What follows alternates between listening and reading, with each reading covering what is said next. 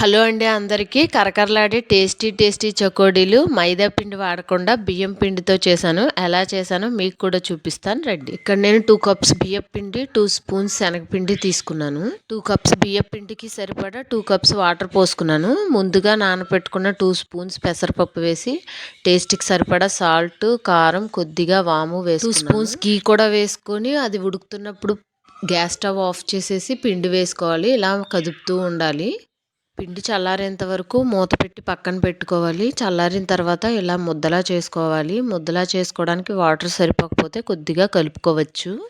Table మీద కానీ chopping board మీద కానీ పిండి ముద్ద తీసుకుని ఇలా రోల్ చేస్తూ చెకోడీలు చేసుకోవాలి. చెకోడీలన్నీ అయిపోయిన తర్వాత మీద ఆయిల్ పెట్టుకొని మీడియం ఫ్లేమ్లో చెకోడీలన్నీ రెడ్గా వచ్చేంత వరకు ఫ్రై చేసుకోవాలి. ఫ్రై చేసినప్పుడు పేలుతాయి. నేను చెకోడీలు ఫ్రై చేసినప్పుడు కూడా పేలాయి. మీరు చేసినప్పుడు జాగ్రత్తగా ఫ్రై చేసుకోండి. Bye bye.